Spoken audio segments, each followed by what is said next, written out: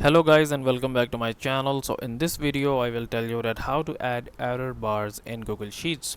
So first of all, make sure that you like this video and subscribe to our YouTube channel for more tips and tricks like this one.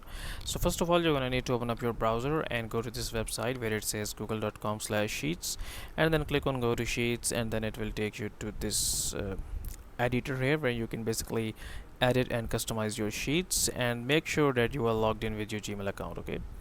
Okay, so then what's the next thing that you will do is you will basically add some kind of data here. So here you can see that I have some random data here and also the scatter plot here. Okay, so now if you want to add the error bars, I will just edit this chart here, go to the customize and then into the series option here, and then I will go down, and here you can see we have error bars option.